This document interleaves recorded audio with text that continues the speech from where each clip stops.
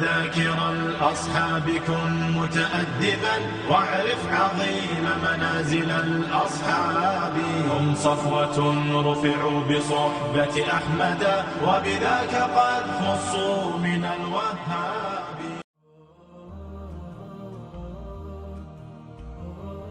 حضرت ارقم بن ابی الارقم رضی اللہ تعالی عنہ بعثت کے بعد 3 سال تک رحمت عالم صلی اللہ علیہ وسلم نہایت رازداری کے ساتھ فریضہ تبلیغ ادا فرماتے رہے۔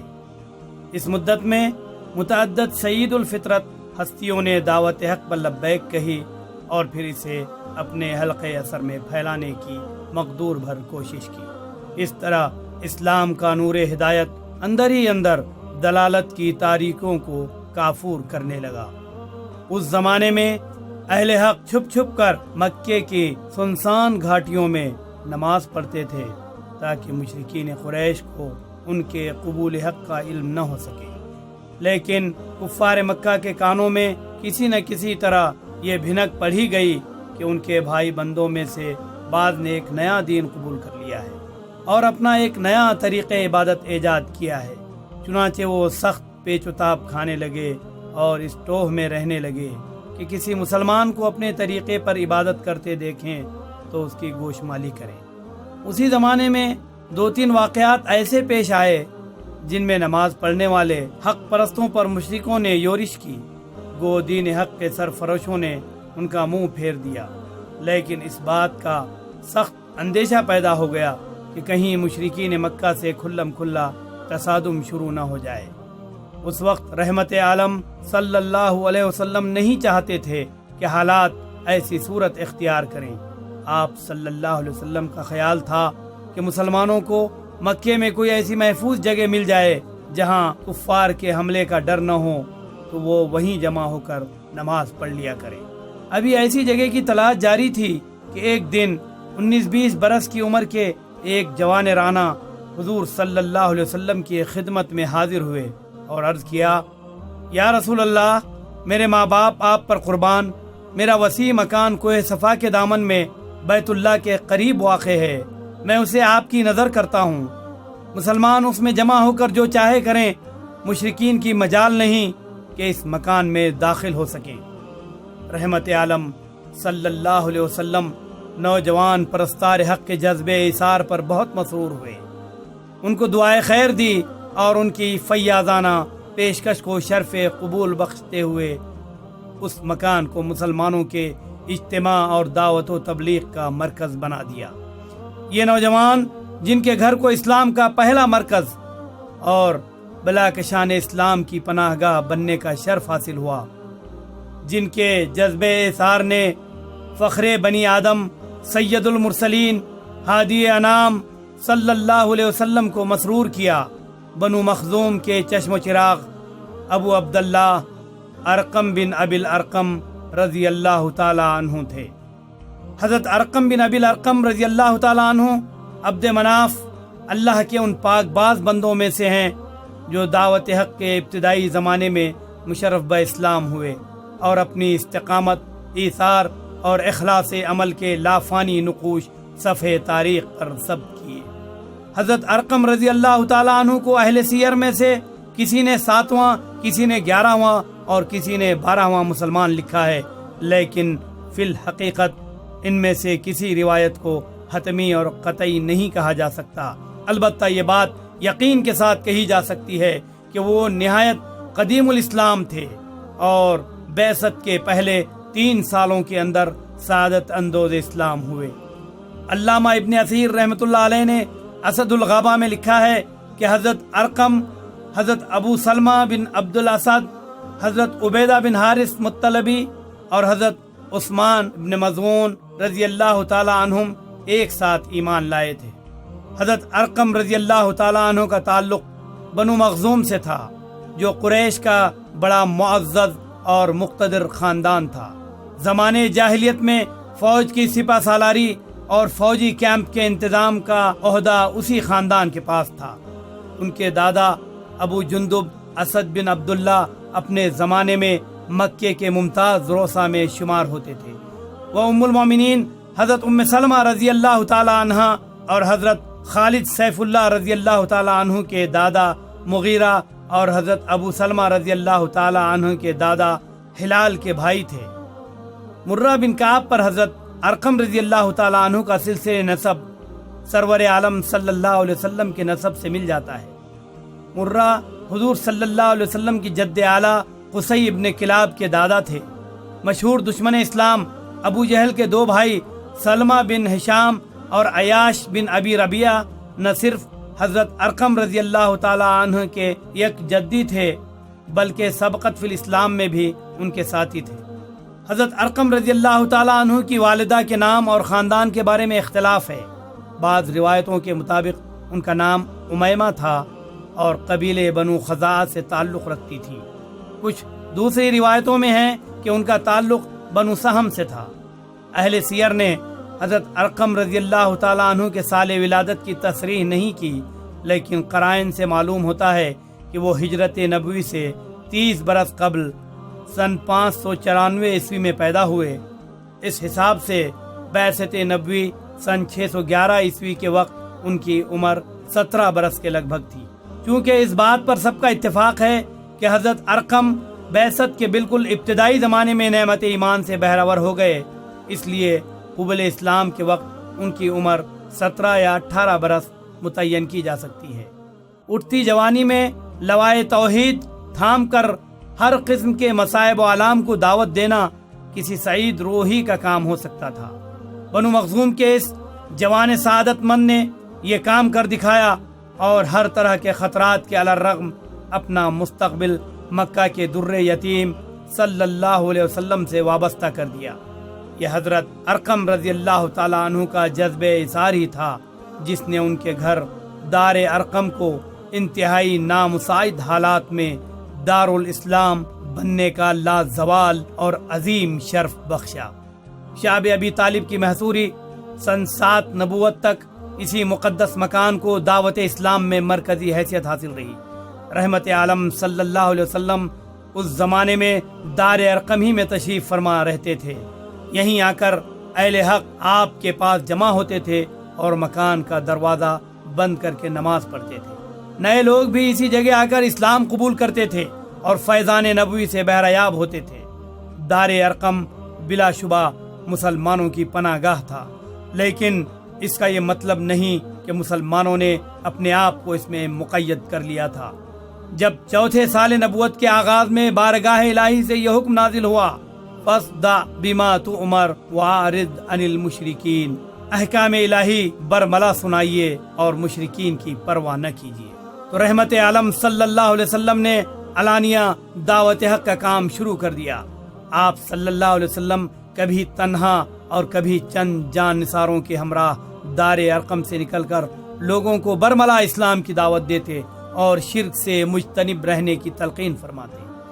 اس کا نتیجہ یہ ہوا کہ ہر طرف مخالفت کا طوفان اٹھ کھڑا ہوا، اور وہی لوگ جو آپ کی امانت، دیانت، صدق اور اعلیٰ و عرفہ کردار کے معترف و مداح تھے، آپ صلی اللہ علیہ وسلم کے دشمن جاں ہو گئے۔ تاہم مخالفت کے ان طوفانوں میں دعوت حق کا کام برابر جاری رہا، تاکہ سن 6 بعد بعثت میں قریش کے شیر ام رسول حضرت حمزہ رضی اللہ تعالی عنہ کو بھی اللہ تعالیٰ نے قبول اسلام کی توفیق بخشی اور حضور صلی اللہ علیہ وسلم کے پاس دار ارقم ہی میں فروکش ہوئے۔ ان کے قبول اسلام کے 3 دن بعد اور ایک دوسری روایت کے مطابق 3 ماہ بعد حضرت عمر فاروق رضی اللہ تعالی عنہ نے بھی اسی جگہ آ کر اپنا ہاتھ رحمت عالم صلی اللہ علیہ وسلم کے دستے مبارک میں دے دیا۔ حضرت حمزہ اور حضرت عمر رضی اللہ تعالی عنہما جیسی بہادر اور با اثر شخصیتوں کا قبول اسلام اہل حق کے لیے زبردست تقویت کا موجب بنا۔ بعض روایتوں میں ہے کہ حضرت عمر رضی اللہ تعالی عنہ قبول اسلام کے بعد تمام مسلمانوں کو ساتھ لے کر دار ارقم سے نکلے اور علی اعلان مسجد حرام میں جا کر نماز پڑھی۔ حضرت عبداللہ ابن مسعود رضی اللہ تعالیٰ عنہ سے روایت ہے کہ خدا کی قسم جب تک عمر رضی اللہ تعالیٰ عنہ اسلام نہ لائے ہم کعبہ کے گرد نماز نہیں پڑھ سکتے تھے۔ مسلمانوں کی تعداد اور قوت میں یہ اضافہ کفار کو ایک آنکھ نہ بھایا اور انہوں نے برا فروختہ ہو کر طے کیا کہ جب تک بنو ہاشم اور بنو مطلب محمد صلی اللہ علیہ وسلم کو ان کے حوالے نہ کریں، ان سے ہر قسم کے تعلقات منقطع کر لیے جائیں۔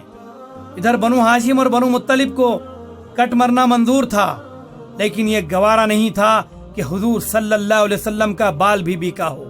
چنانچہ وہ 3 سال تک شعب ابی طالب میں محصور رہ کر زہرہ گداز مصائب و آلام جھیلتے رہے، لیکن ایک لمحے کے لیے بھی کفار کا مطالبہ منظور کرنے کا خیال تک دل میں نہ لائے۔ دار ارقم کو حضرت عمر فاروق رضی اللہ تعالیٰ عنہ کے قبول اسلام 6 نبوت تک یا شعب ابی طالب کی محصوری کے آغاز 7 نبوت تک مرکز اسلام کی حیثیت حاصل رہی۔ اس کے بارے میں اختلاف ہے۔ بہر صورت دار ارقم کو تاریخ اسلام میں ابدی شہرت حاصل ہو گئی۔ بیعت عقبہ کبیرہ ذی الحجہ 13 بعد بعثت کے بعد سرور عالم صلی اللہ علیہ وسلم نے مکہ کے مسلمانوں کو مدینے کی طرف ہجرت کر جانے کا اذن عام دے دیا۔ چنانچہ مکہ کے بیشتر مسلمان چند ماہ کے اندر ہجرت کر کے مدینہ منورہ چلے گئے۔ ان میں حضرت ارقم بن ابی الارقم رضی اللہ تعالیٰ عنہ بھی تھے۔ رحمت عالم صلی اللہ علیہ وسلم ہجرت فرما کر مدینہ تشریف لائے اور چند ماہ بعد مہاجرین اور انصار کے مابین مواخات قائم فرمائی تو حضرت ارقم رضی اللہ تعالیٰ عنہ کو حضرت ابو طلحہ زید بن سہل انصاری رضی اللہ تعالیٰ عنہ کا اسلامی بھائی بنایا۔ علامہ ابن سعد رحمۃ اللہ علیہ کا بیان ہے کہ حضور صلی اللہ علیہ وسلم نے حضرت ارقم رضی اللہ تعالیٰ عنہ کو مستقل قیام کے لیے مدینہ منورہ کے محلہ بنی زریق میں زمین کا ایک ٹکڑا مرحمت فرمایا۔ 2 ہجری میں غزوات کا سلسلہ شروع ہوا تو بدر الکبریٰ، احد، احزاب، خیبر، حنین، غرض کوئی ایسا اہم مارکہ نہیں تھا جس میں حضرت ارقم رضی اللہ تعالیٰ عنہ نے سرفروشی اور جاں بازی کا حق ادا نہ کیا ہو۔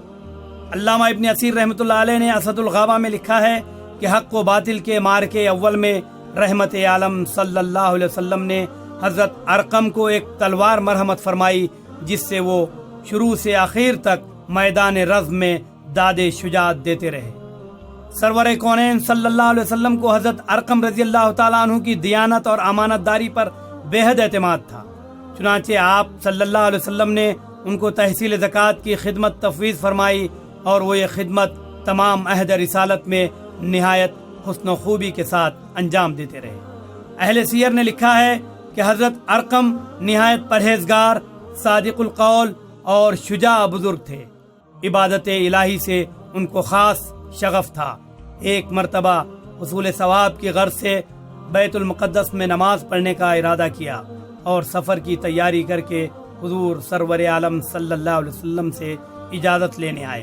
حضور صلی اللہ علیہ وسلم نے پوچھا، بیت المقدس کا قصد کس غرض سے کیا ہے؟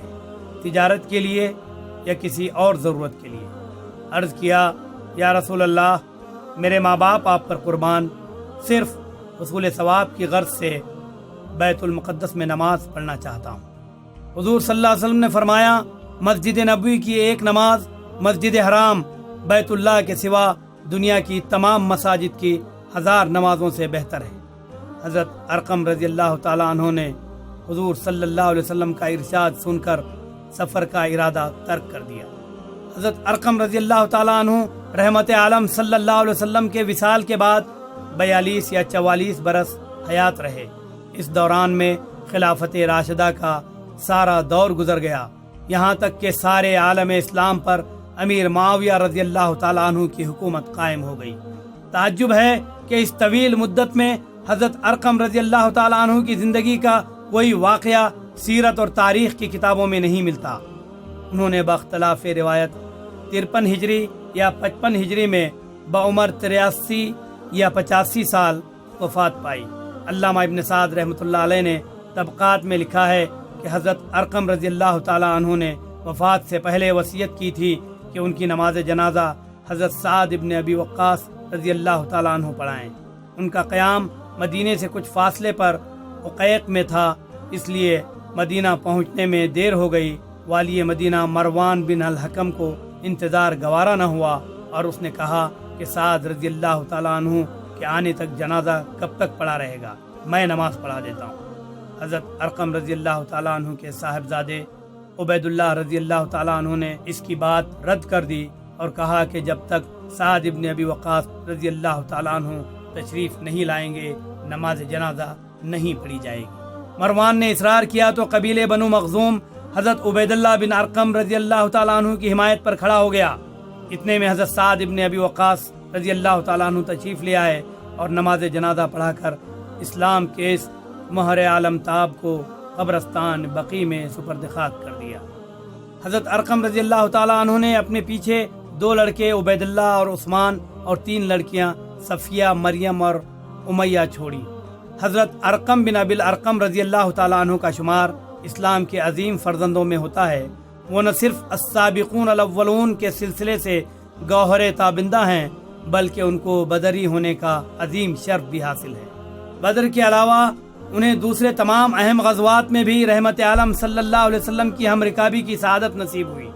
سب سے بڑھ کر جس بات نے ان کو شہرت عام اور بقائے دوام کے دربار میں نہایت ممتاز اور لازوال مقام عطا کیا وہ ان کا جذبہ ایثار و فدویت ہے کہ انتہائی پرآشوب زمانے میں محبت وحی اور رسالت صلی اللہ علیہ وسلم اور دوسرے اہل حق کے میزبان بنے اور اپنا مکان محض رضا الہی کے حصول کی خاطر سید المرسلین کی نظر کر دیا۔ حضرت ارقم رضی اللہ تعالیٰ عنہ کو اس مکان کی اہمیت کا بخوبی احساس تھا، چنانچہ انہوں نے اس کو وقف کی حیثیت دے دی تاکہ بیع و وراثت کے تنازع سے محفوظ رہے۔ تاہم یہ مکان ان کی وفات کے بعد ان کے خاندان کے قبضے میں رہا۔ ان میں ایک عبادت گاہ، قبہ یا مسجد بھی تھی۔ یہ مکان کعبہ معلیٰ کے پاس ایسے موقع پر تھا کہ جو لوگ حج میں صفا و مروہ کے درمیان سعی کرتے وہ اس کے دروازے پر سے ہو کر گزرتے تھے۔ سن 140 ہجری میں دوسرے عباسی خلیفہ ابو جعفر منصور نے اسے حضرت ارقم رضی اللہ تعالیٰ عنہ کے پوتے عبداللہ ابن عثمان اور دوسرے ورثاء سے زر خطیر کے عوض خرید لیا۔ بعد میں یہ خلیفہ مہدی کی جاریہ الخیزران کے قبضے میں چلا گیا۔ اس نے اسے اپنی مرضی کے مطابق اثر نو تعمیر کرایا۔ اس کے بعد امتداد زمانہ سے اس میں کئی تبدیلیاں آئیں لیکن یہ جگہ ہمیشہ دار ارقم کے مقدس نام ہی سے مشہور رہی۔ اسلام کا یہ اولین مرکز جہاں سے دین کی شعائیں پھیلی اگرچہ اب حرم پاک کا حصہ بن گیا ہے لیکن دار ارقم اور حضرت ارقم رضی اللہ تعالیٰ عنہ کے جذبہ ایثار کا ذکر ابد الآباد تک باقی رہے گا۔ رضی اللہ تعالیٰ عنہ۔